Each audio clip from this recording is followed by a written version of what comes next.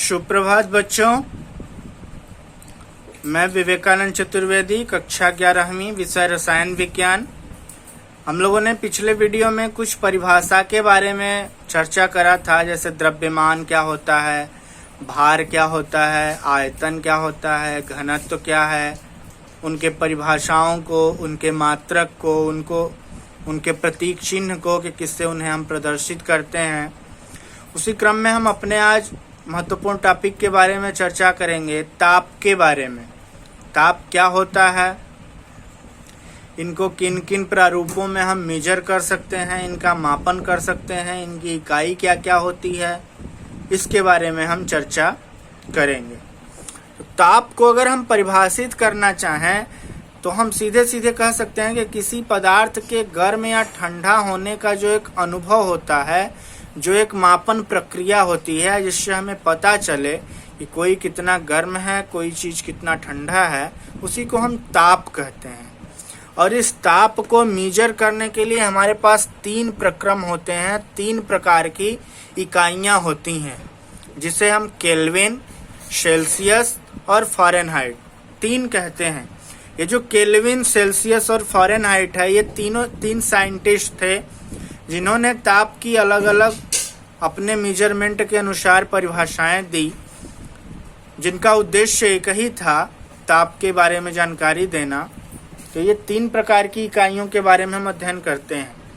और किसी भी परिभाषा को हम पढ़ें तो सबसे महत्वपूर्ण होता है उसका एसआई मात्रक। इंटरनेशनल सिस्टम जो होता है, उसके आधार पे जो मात्रक उसका निर्धारित किया गया है, सभी मात्रकों का, वो सबसे महत्वपूर्ण होता है। और ताप के क्रम में जो एसआई मात्रक होता है इंटरनेशनल सिस्टम में, वह हमारा केल्विन होता है।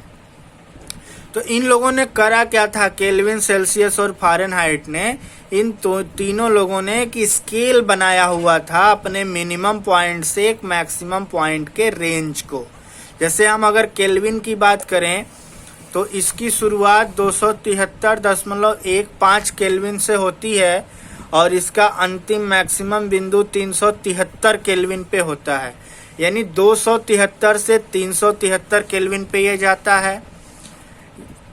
फिर सेल्सियस की बात करें तो ये 0 डिग्री सेल्सियस से शुरू होकर 100 डिग्री सेल्सियस तक जाता है।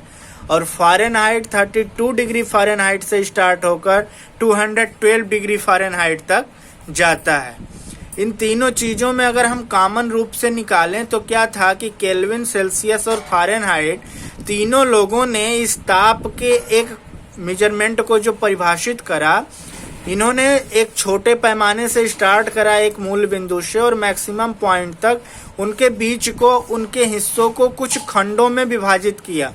जैसे 273 से 373 तक आप देखेंगे तो ये पूरे 100 भागों में विभाजित होता है। 0 डिग्री सेल्सियस से 100 डिग्री सेल्सियस तक आप देखेंगे तो ये भी 100 भागों में विभाजित होता है। 32 डिग्री फ़ारेनहाइट से 212 डिग्री फ़ारेनहाइट तक आप कैलकुलेट करेंगे तो ये 180 भागों में विभाजित होता है। क्योंकि यह 180 भागों में विभाजित होता है, इसी कारण डिग्री सेल्सियस की जो वैल्यू होती है वो फ़ारेनहाइट की वैल्यू से कम, यानी न्यूमेरिकल वैल्यू में ये कम और ये अधिक है, क्योंकि इनके खंडों का, इनके भागों का अंतर अधिक होता है। तो केल्विन की शुरुआत 273.15 से होती है, डिग्री सेल्सियस की शुरुआत 0 से होती है, 100 तक जाता है, और फ़ारेनहाइट की शुरुआत 32 डिग्री फ़ारेनहाइट से होकर 212 डिग्री फ़ारेनहाइट तक। अब इसमें हम बात करें जैसे क्वथनांक जल के हिमांक की, तो 0 डिग्री सेल्सियस पे जल बर्फ में बदल जाता है, 100 पे जल उबलने लगता है। अब यानी जल का क्वथनांक, हिमांक फ़ारेनहाइट में कितना हुआ, 32 डिग्री सेल्सियस, डिग्री सेल्सियस में 0, केल्विन में 273.15। क्वथनांक की बात करें तो सेल्सियस में 100, फ़ारेनहाइट में 212 और 373 केल्विन। 25 डिग्री सेल्सियस जो लिखा हुआ दिख रहा है, ये आपका रूम टेम्परेचर होता है।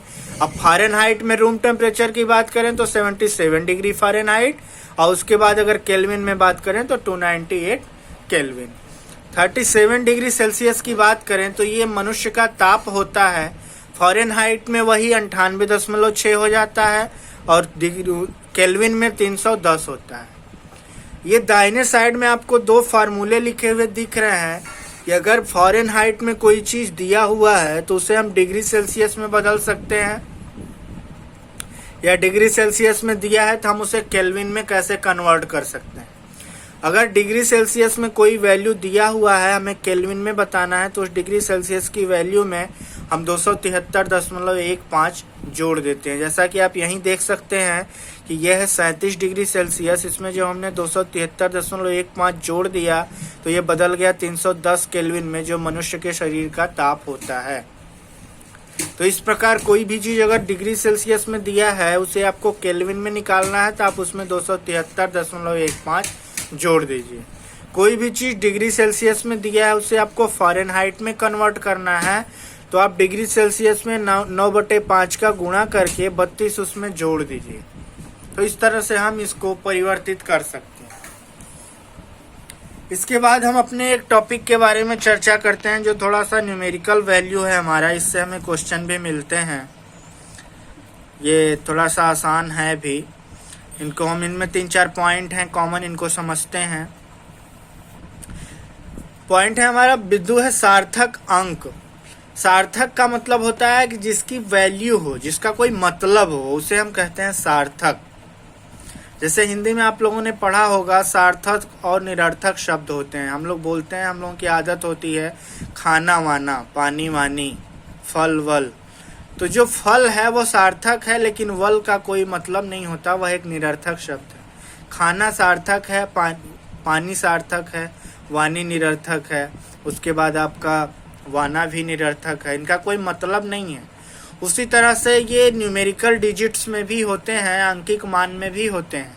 जैसे अगर हम किसी को केवल 1 लिखें, या उसी को हम 1.0 लिखें, या उसी को हम 1.000 कितना लिखें, तो ये तीनों चीज 1 लिखो, आप 1.0 लिखो, 1.000 कितना भी लिखो, तो इसका मान कितना आएगा, केवल 1 ही होगा उसका मान।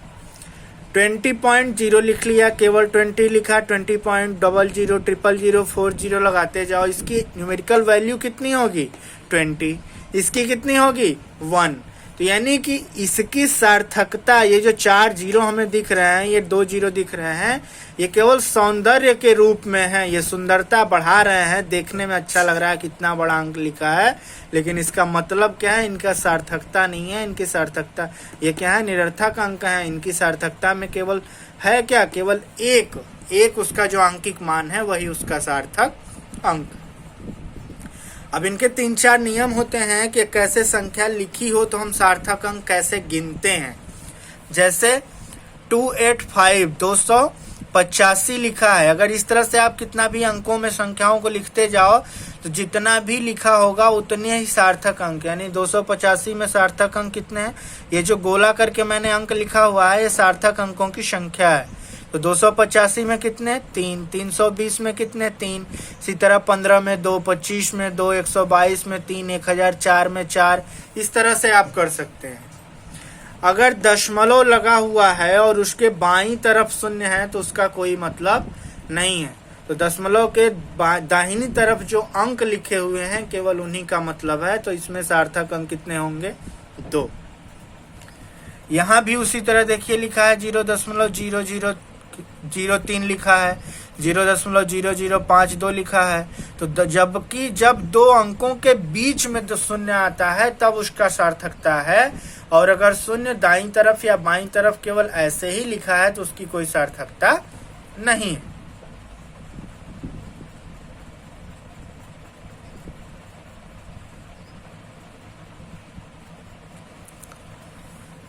तो इस तरह से आपने देखा कि इसमें 2 हुए सार्थक अंक, इसमें 1। अब ये जैसे 2.005 लिखा है, यहाँ 2 है, यहाँ 5, 2 अंकों के बीच में शून्य आया है तो इसे हम पूरा काउंट करेंगे और सार्थक अंक कितने होंगे 4।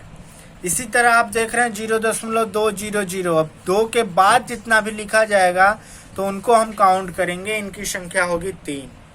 इसी तरह एक लास्ट है, जैसे 2 गेंद हैं, 20 अंडे हैं, इस तरह से अगर दिया हुआ है आंकिक मान के रूप में तो उनमें सार्थक अंक कितने होते हैं? अनंत होते हैं। कितने होते हैं? अनंत। या इस तरह से कोई मान दिया रहता है, जैसे इलेक्ट्रॉन का होता है 1.6 इंटू 10⁻⁻19, 4.01 इंटू 10⁻, इस तरह से कोई वैल्यू लिखी हो, तो इसमें जो 10 की घात में होता है इसको हम काउंट नहीं करते, केवल ये जितने अंक बचे हैं इनमें सार्थक अंक का ये जो नियम है इसको हम अप्लाई करके उनमें सार्थक अंकों की संख्या को गिन लेते हैं। तो इस तरह से आपने देखा कि सार्थक अंक, कोई भी अंक दिया हुआ है तो हम सार्थक अंकों को कैसे गिन सकते हैं। इससे जुड़े कुछ प्रश्न हैं, उदाहरण के तौर पर मैं आपको भेज दूंगा फोटो में, आप उसे सॉल्व कर सकते हैं। फिर अगले वीडियो में अब हमारे इस रसायन विज्ञान की मूल अवधारणा में कुछ सिद्धांत, कुछ नियम हैं, उनके बारे में हम आगे से चर्चा करेंगे। तब तक आप इसका अध्ययन करें और इसके बारे में पढ़ें, जानें। फिर हम लोग अगली वीडियो में मिलेंगे तो आगे चर्चा करेंगे। तब तक के लिए धन्यवाद बच्चों।